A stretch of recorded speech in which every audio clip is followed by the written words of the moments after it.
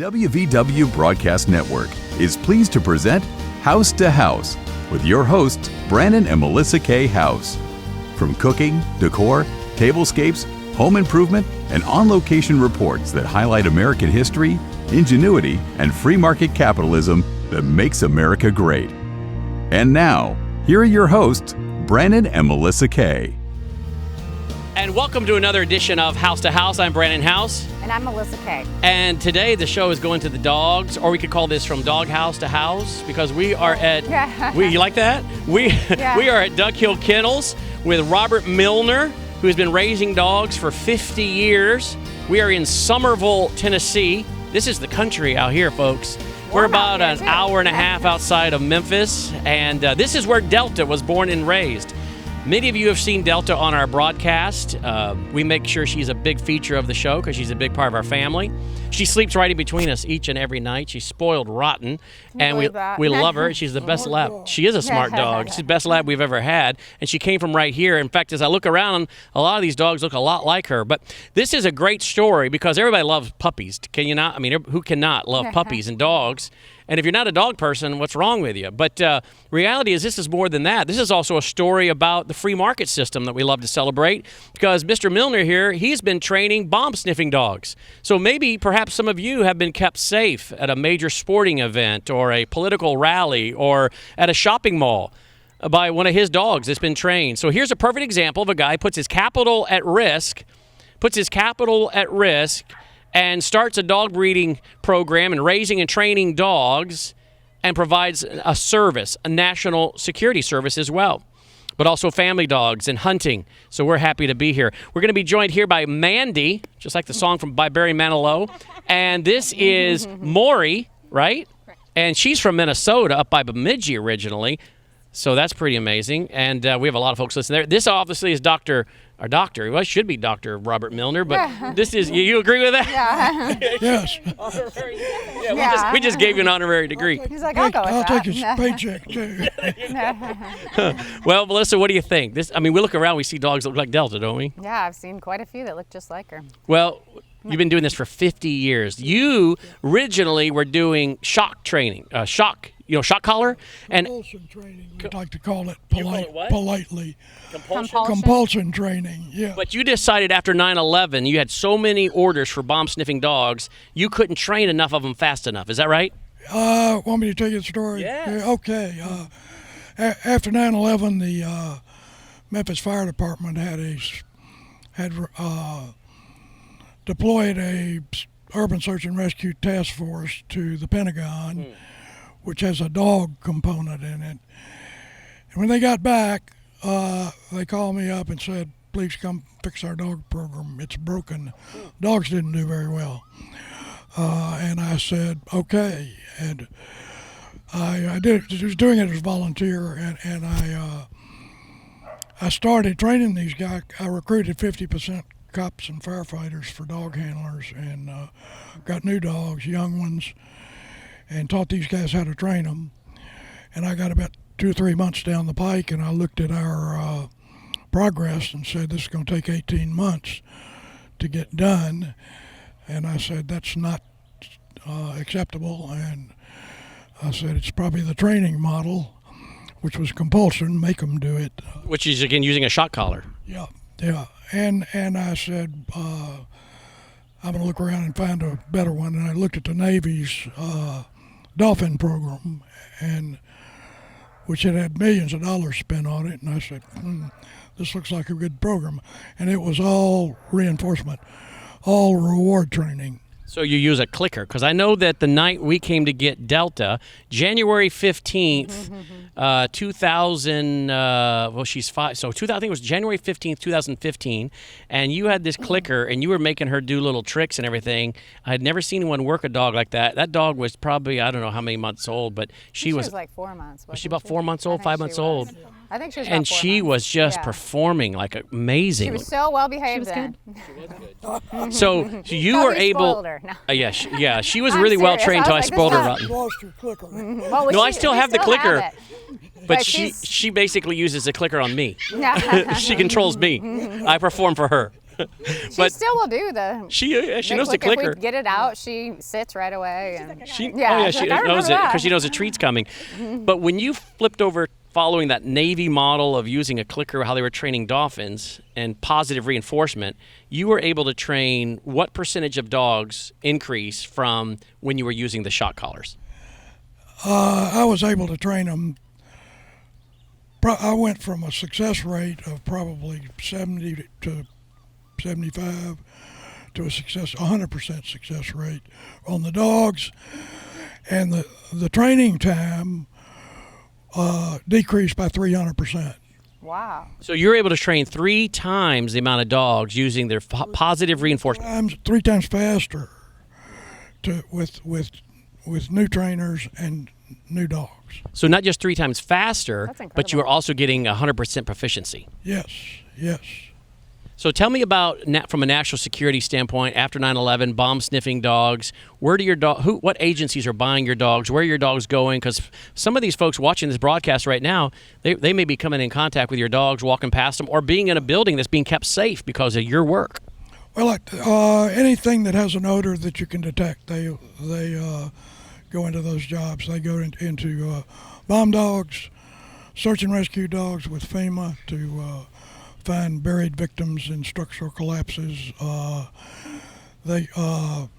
Invasive species with USDA for sniffing out invading species like giant snails in Florida, or the pythons down in the Everglades. Or you train them to sniff out any of those things.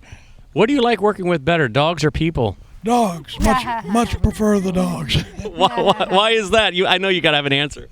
They never talk back to you. They never talk back. Kind of like why some people enjoy being around their dogs better than their teenagers, right? Yes. So do you have a lot of dogs as pets? Say again. Do you have a lot of pets as dogs? Oh yeah, Okay. I've got 5 of them in the house. Yeah, I was gonna say, do you keep Well, them? if How do you you not want keep them all? here's my story on the dogs. If you lock your wife and your dog in the trunk of your car and leave for 2 hours and come back, guess who still loves you?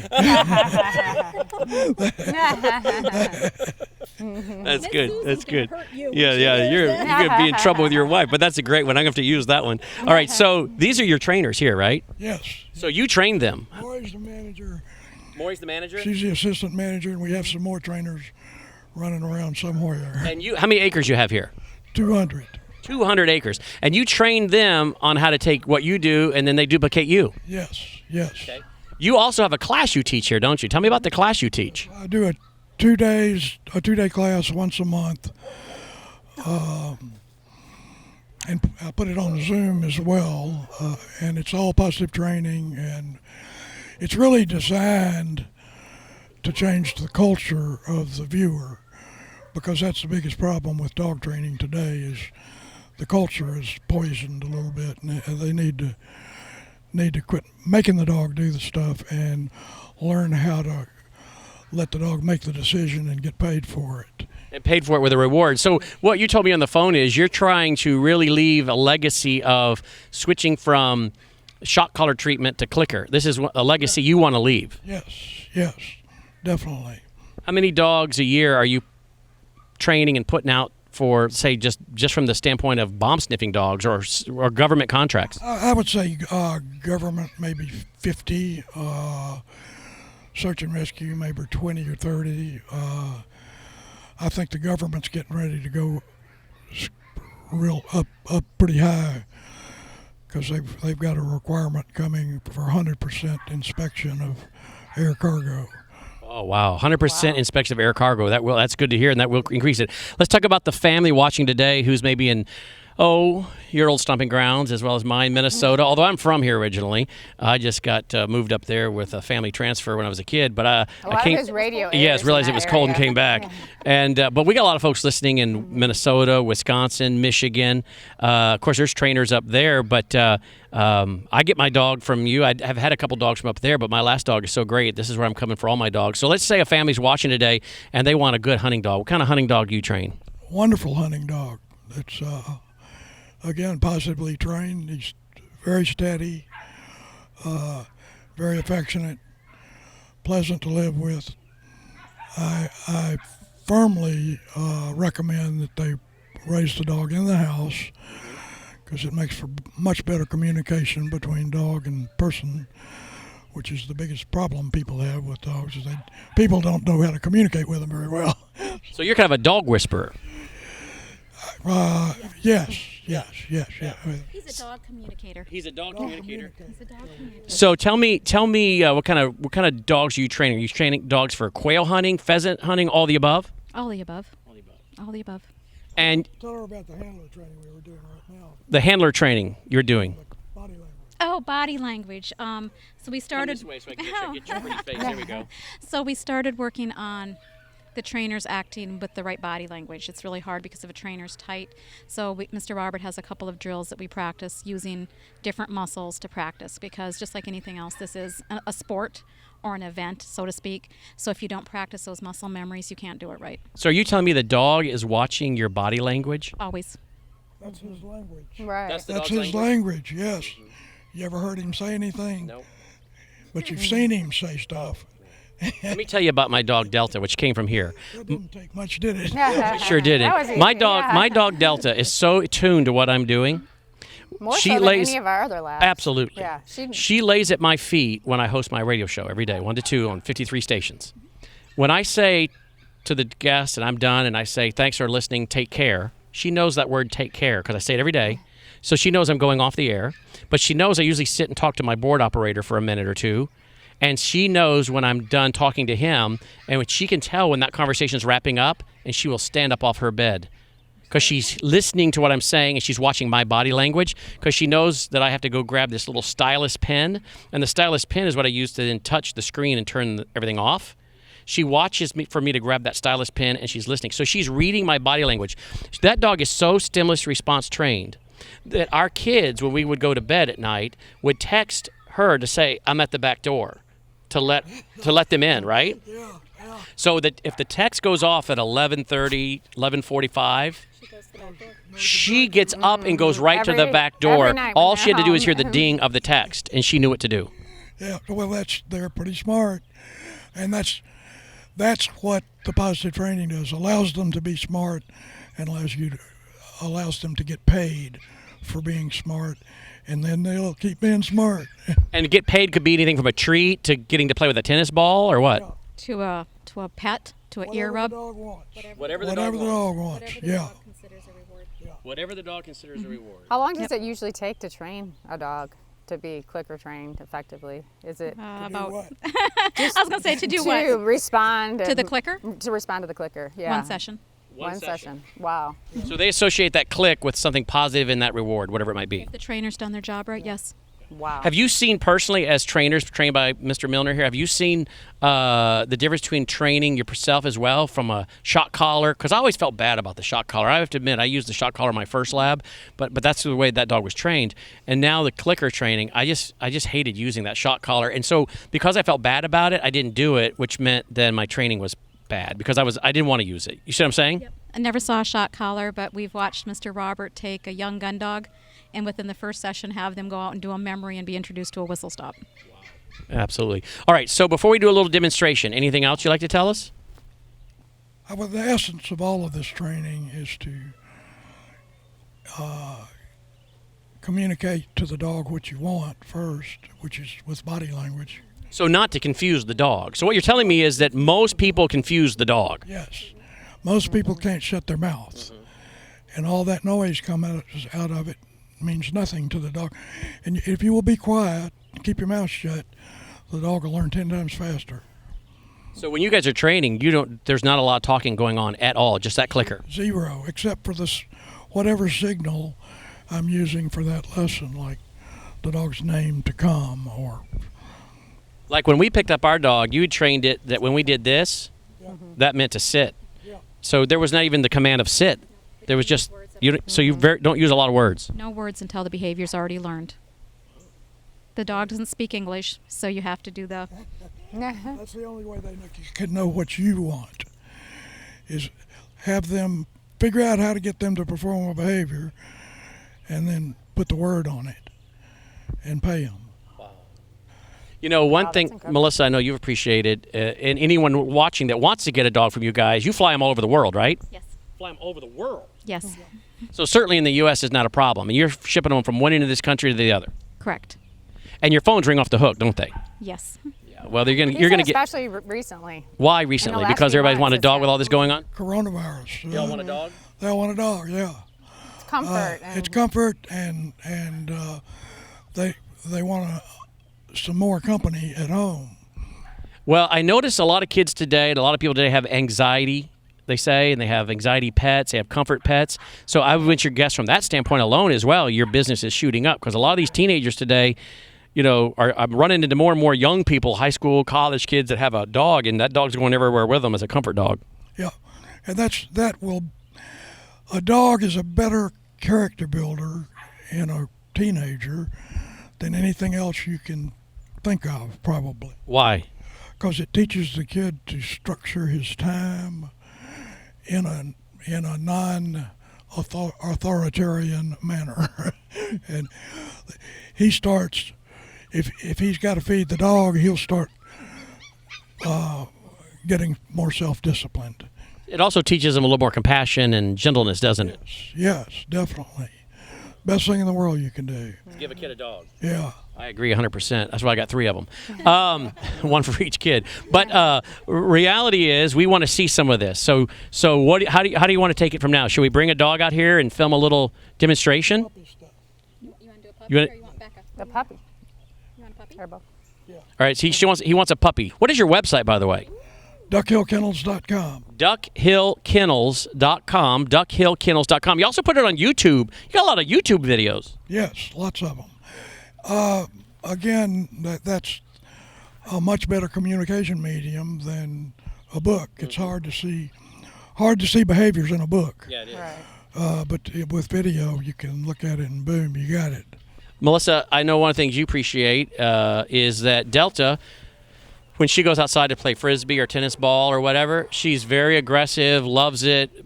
But when she comes in the house, we never had to really train her. When she comes in the house, she knows to just chill out for the most part. Is that part of your breeding? That's part of the breeding, yes. How old is this one here? He's about 5 weeks. 5 weeks old. That's his mom back there with his little litter mates. And Oh, sweet. this is a boy or girl?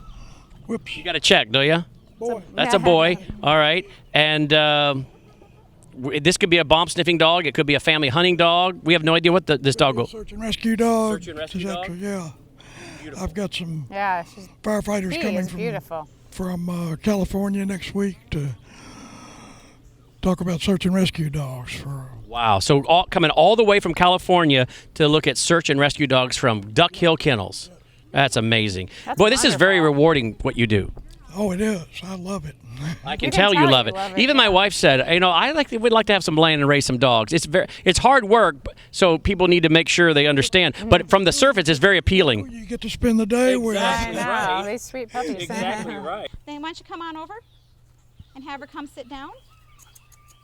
Tell us about that mat. That is a place board. Oh, yes, a place board. It's a training aid, if you will. Dogs that get payments, a lot of payments on a place board, become very attracted to it. So you can get them to go anywhere you want if you put the place board there first, because they expect to get paid on it. So it's a communication device. Did I just hear the clicker? Yes. Tell She us just- about that. Oh, the clicker is a marker, and you can think of it as an IOU and an IOU and a what? And it's an IOU and it marks the spot. And a marker. Yeah, good. It marks a very precise behavior. It's a very short sound, and it tells the dog that's the behavior, exactly the behavior I want. I'm gonna pay you as soon as I can get my hand down there. So it gives you very precise timing. And she's just increasing the duration of the sit now.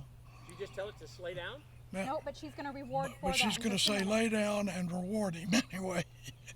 Good. Wait a minute. There you go. There, pay.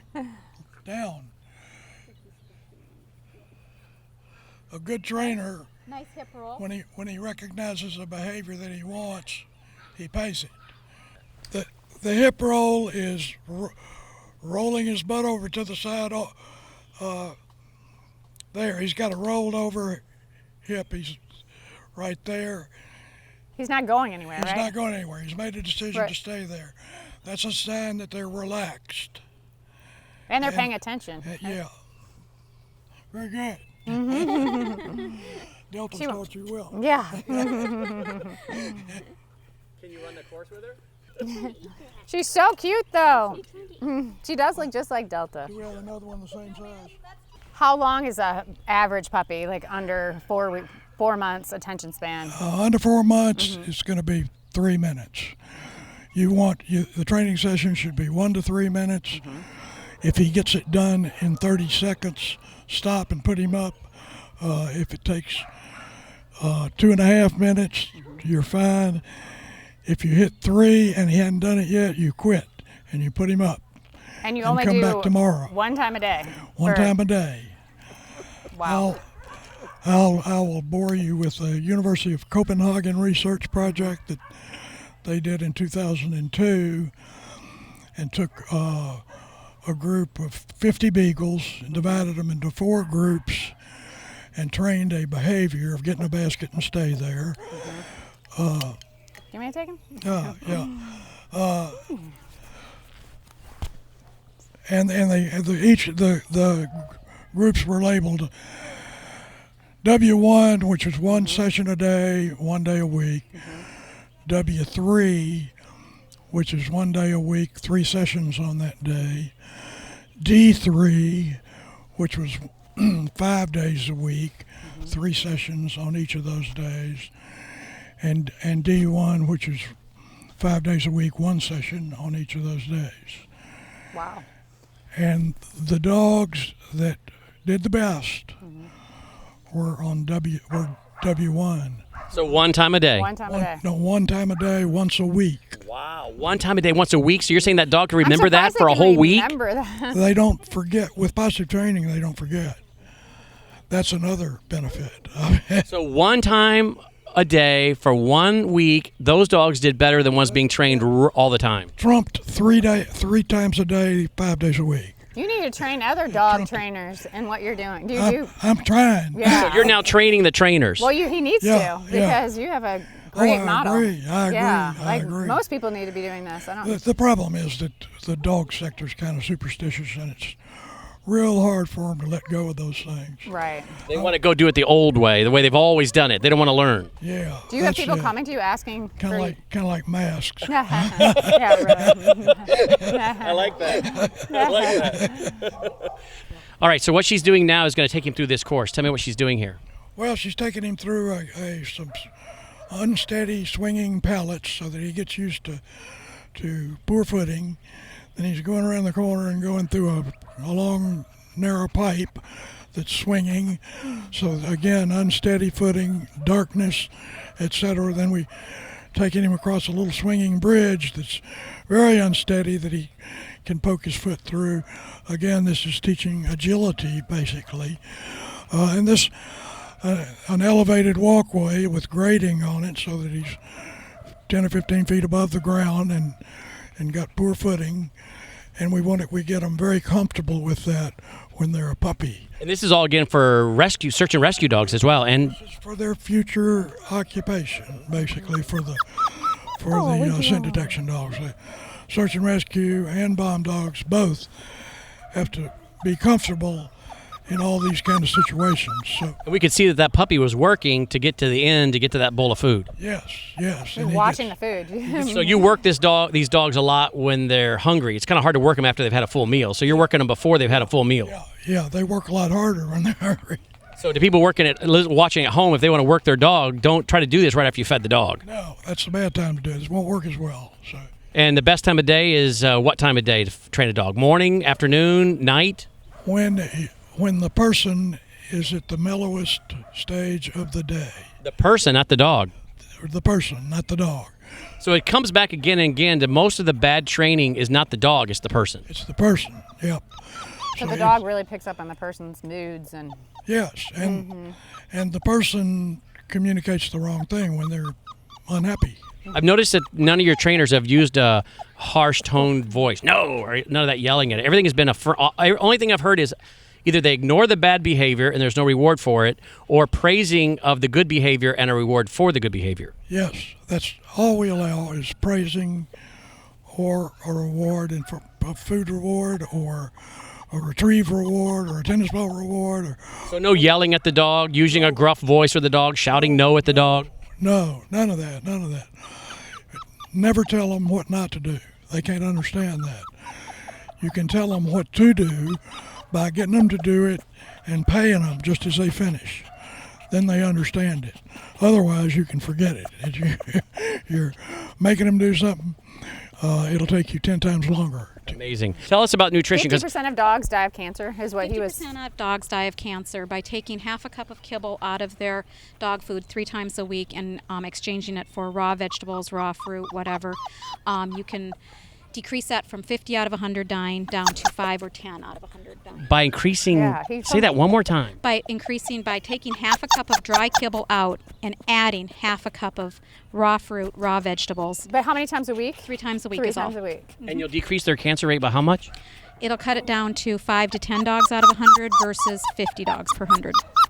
Wow, that's amazing. Now, what about some of the dog food? Now, I had a dog that died of cancer. But what certain vegetables, too, are the best? The vegetables, peas, carrots, green beans. Broccoli, asparagus. Okay. They love asparagus. They love... Mandy, come over here. Mandy's actually taking a course, and she's becoming certified in canine nutrition. Okay. Now, I had a dog that died of cancer, and then I had another dog that I think had cancer of the liver or something. I lost a couple of them, and I'm hearing more and more. Is there contaminated dog food we're getting from overseas as well? Or stuff being sprayed on the meat to preserve it before it goes to the processing plant? Why are so many dogs getting cancer? Is it the vaccinations, too many? What do you say? From what the study looked like, it kind of suggests, and I don't know for sure, but it kind of suggests that because most of the dog's serotonin levels and where they end up releasing a lot of their happy sensations are their gut itself, so instead of their brain. So if you're fed the same thing every single day over and over and over for 15 years of your life, you're not releasing as many of those happy chemicals.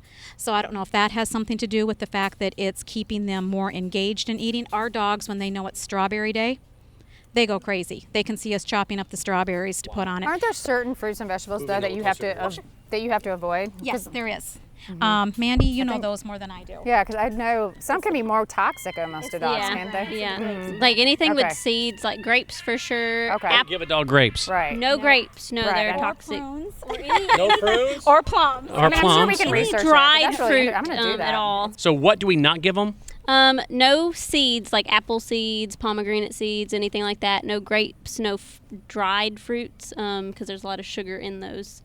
They can have fresh strawberries, fresh blueberries, celery, asparagus, basically everything she said, carrots, things like that. I was saying to my wife last week, I know of people that feed their dogs no dog food ever. They feed them, they boil rice and hamburger meat and green beans and do that for them every day, and these dogs live forever. We know people have done this, and yet here we are buying this stuff at the store, and I'm thinking, wait a minute. These dogs are living longer on boiled rice, hamburger meat, and green beans. It's telling you something. It's telling us something. All right. So we have seen these dogs do this. This is fun. How many hours a day are you doing this? 12.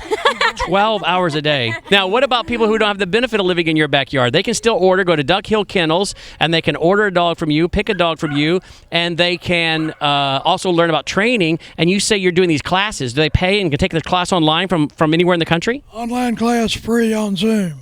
It's free? Yes. And you're the one teaching it? Yes, I do a 2-day class once a month on a Friday, Saturday. At the same time I'm doing the class, it's being Zoomed through Zoom, and it's free. All you have to do is go. You can get the sign-up the announcements at the Facebook group called Absolutely Positively Gun Dog Training. We notify on that, and on DuckhillKennels.com. DuckhillKennels.com. That's amazing. That's great. That's great. So, I need to refresh. Does Delta need a refresher Maybe. course? She might, but I think she's perfect. You all need a refresher refresher Yeah, course. we need a refresher course. The dog's not the problem. I know, it's us. It's those of us who spoil it rotten. That dog is smarter than you ever had an inkling of. You know, I will say this. The one thing about our dog Delta is she is so affectionate. She's probably the most affectionate lab. I've had about 4 of them. She's the most affectionate lab. You agree to that? Oh, definitely. Most affectionate The way lab. that little puppy was kissing out all those. That's She what kisses she does. nonstop. That's what she's I get in always bed at kissing. night and she wants to cuddle right up next to me, lay her head on my chest, and we'll spend hours till I roll over with her head on my chest. And if she doesn't have that, if I roll over, she'll lay with her head on my back or on my legs. She wants to know that I'm there. The most affectionate dog, when she brings me coffee in the morning, because Delta will get up with her, and when she brings me coffee in the morning, as she did this morning, she does every morning, Delta jumps on the bed and kisses all over me and then just plops right down next to me. She howls. She does. She howls when I leave. She cries and mourns. It's a horrible. It sounds like she's sick or something, you know. The question Yeah, it's actually is, sad. how on earth could someone see an animal like that and think they have to make them do something? All they've got to do is communicate to the dog what they want, and the dog. Delta would do it whatever you can communicate to her that you want, she will do. I'm quite sure. Well, I know this to be true because I have taken her out in the backyard and I've thrown one of these soft frisbees, not the hard frisbees, the soft one, and she wouldn't catch it. And when she doesn't catch it, I don't say anything because I've learned from you. I just let her bring it back to me, and then I throw it again. And when she leaps up in the air and grabs that frisbee and comes down, I just clap and hoop and holler. And she then, from then on, learns. And when she doesn't hustle and doesn't get it, I don't say anything. But when she catches it midair and does these beautiful spins and grabs that thing like a gymnast, I hoop and holler. And you can see it in her face that she's so happy that she did what I wanted her to do. So the bottom line, labs are so easy to train because they want to please their master. Is that right? Yes. Are they the best dog to train? Is it the easiest dog you've ever trained as a lab? Yes. Well, they've been around since the 1500s. They're the longest working breed, nearly except maybe sheepdog, herding dogs. Why do you like, now Delta's my first British lab. All my other labs have been American labs. Why do you like the British labs? I love her because she's a smaller size. She seems to be just a really healthier dog too, but why is he like the British labs? They're smaller, they're smarter, they're easier to train. That's the dog we started with in the 20s and 30s when we imported Labradors, we Americans, from England. That's where they came from. And then when we got some over here, we started breeding them to go faster and to be bigger. And that makes it more difficult for them to lose heat. It cuts back on their stamina. So the American lab came out of the British lab. Yes, definitely. I think we've got a name on one of the puppies for one of our kids wanting their own lab. But folks, this has been a real treat. I hope you have appreciated this because, again, what we're showing you here is not only how to maybe train your dog at home, but what it goes into training a dog, but also the national security aspect of these dogs and bomb-sniffing dogs and search and rescue dogs.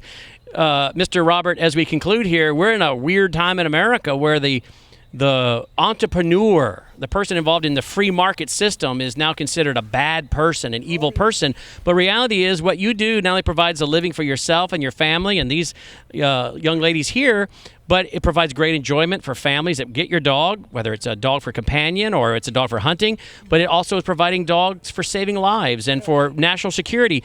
Aren't we living in a strange world when people don't understand that it's the free market system and offering a supply and offering a service has allowed you to make a living, allowed them to benefit from that living, but allows us as individuals to benefit also from a national security standpoint. And isn't it a shame that someone that bought 200 acres, put your capital at risk to offer this to people is seen as somehow a bad person? But that's what's coming to America, isn't it?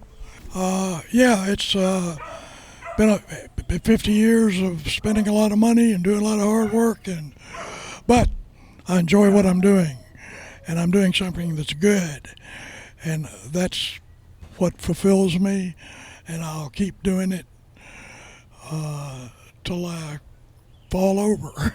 Well, and your dogs, frankly, are saving lives. Search and rescue dogs are saving lives. Bomb-sniffing dogs are saving lives. So what you're doing is also not only as a free market entrepreneur businessman, you're serving your country as well. The most valuable thing, in my perspective, and I think many people's perspective, the most valuable thing I can do is serve my country.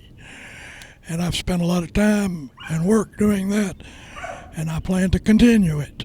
Wow, that's awesome. I love that. Well, thank you so much. Thank you. Been great to be with you. Thank you. And I've enjoyed this. Have you? Yes, I've enjoyed it very much. Absolutely. I hope you guys will go to duckhillkennels.com. I got that right? Duckhillkennels.com. You can take his free training class. You'll find the appointments when they're set up there at duckhillkennels.com. You can order a dog. They can ask for either one of you, right? You're the one that answers the phone. I know that when I picked up Delta, you were the one that was there that night and waited for us, stayed up open late. We had April, who died of having seizures. And we were just beside ourselves when she died that night. She had so many seizures, we had to have her put to sleep there on the porch. I called you up. I said, I need a yellow female dog now. I couldn't make it through the night without replacing. It was a great way to deal with the grief, you know what I'm saying? To get another one right away. And so I called you. You said, yes, I have one female. You showed me a picture online. I said, I'm on my way. You stayed open. You showed us the clicker and the mat, and she was so cute. And we got her, and she's been a treat. And people over the country and the world have seen her on camera. So thank you for giving us Delta. And thank you for giving us of your time. And folks, I hope you'll go to duckhillkennels.com. Check it out. Order a dog. And if you get a dog from Duckhill Kennels, let us know. Send us a picture. We'd love to let folks know that your dog came from the great state of Tennessee, outside of Somerville, Tennessee. So thanks for tuning in. Check out duckhillkennels.com. Well, till next time, I'm Brannon Howse. And I'm Melissa Kay. Take care.